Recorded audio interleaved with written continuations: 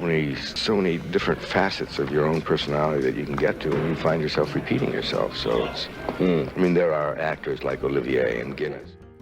Paul Newman, the name that brings a flood of images to mind, wasn't just a movie star. He was so much more. He was an actor, a philanthropist, a race car driver, a devoted husband, and the man behind some of the best salad dressing you've ever had. Here's an interesting twist. Paul owned an amazing home in Connecticut. It wasn't a glitzy Hollywood mansion, but rather a charming, secluded retreat that truly reflected his personality. The house was nestled among trees, exuding that rustic, New England allure. And then there were the cars. Paul loved his cars.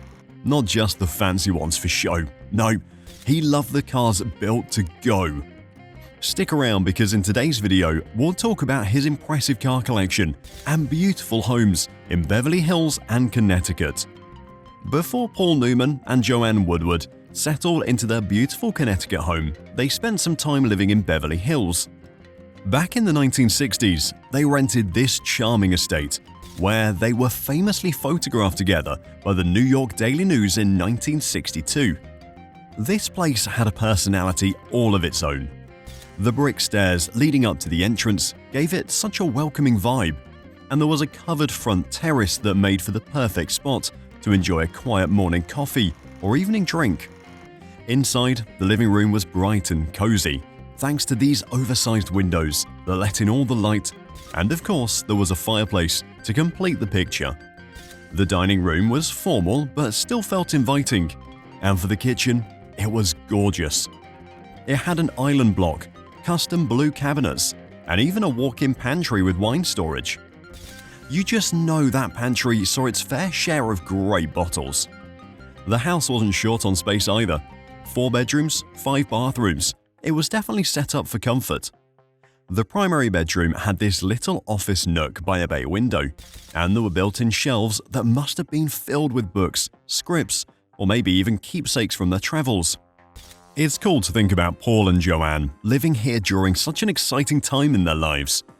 They were making movies, raising a family, and living life to the full. While this house was rented, it undeniably formed a big part of Paul and Joanne's life together. Now, let's talk about Paul Newman and Joanne Woodward's home in Connecticut. Nestled in the Coy Town section of Westport, this colonial-style estate on North Avenue sat on over 10 acres of land. It wasn't just big, it was brimming with history and charm. Before it became the Newman-Woodward residence, the property had been part of Coley Valley, a historical area that went back over 200 years. Can you believe it once had its own mill, a shoemaker, a blacksmith, and even a one-room schoolhouse? While those old structures are long gone, the history is still embedded into the fabric of the estate. The oldest part of the main house, called the Ebenezer Coley House, was built in 1763. It's one of those homes that whispers stories of the past. Over the years, it had been owned by farmers, artists, and even a noted anti-war poet and artist named Kerr Eby. He lived there between the world wars and nicknamed the house Driftway. He left behind these beautiful sketches and etchings of the property that are still floating around today. And there are whispers, nothing confirmed, but whispers, that this property might have been a stop on the Underground Railroad. Just imagine the layers of history here. The estate wasn't just about the main house though. It had 5 buildings, including a former grist mill, carriage house, and barns. One of the barns, which is 200 years old, was turned into a studio space with a bedroom and bathroom. And if that wasn't enough, there's even an approved 2-acre lot for future buildings. Paul and Joanne didn't just live in this house, they transformed it. They brought in architect Kirby Grimes, who added space without losing any of the original charm. He designed a beautiful addition that connected the old and the new through a transitional space with 7 sets of French doors. This opened up to a patio with a stunning wisteria-covered pergola. The house grew to over 6,400 square feet. It was grand but never felt cold. Inside there were large central fireplaces, perfect for family moments. The newer edition gave them space to entertain, something they loved to do, while still keeping the warmth and intimacy of a family home. For Paul, this place was everything. He often said his greatest achievement was his family, and you can feel this in the way the property came to life. It wasn't about showing off, it was about being together. The gardens, the mature trees, the heated pool, they all added to the sense of peace. And let's not forget the Aspetuck River that ran through the property. There's a footbridge crossing it near a small waterfall, and one of the buildings even had a sunroom overlooking the water. The Porsche 935 and Paul Newman. Now that's a pairing worth talking about. You've got this legendary car, built for one thing and one thing only, dominating the racetrack. And then you've got Paul Newman, an actor who could have just stuck to Hollywood, but decided to chase speed instead. He wasn't some celebrity dabbling in racing for fun. This guy was the real deal. The Porsche 935 became a part of his life in a way that feels larger than life, almost like a movie script, but no cameras, just pure adrenaline. If you've seen a Porsche 935 in action, you know that the engine isn't just loud for the sake of it.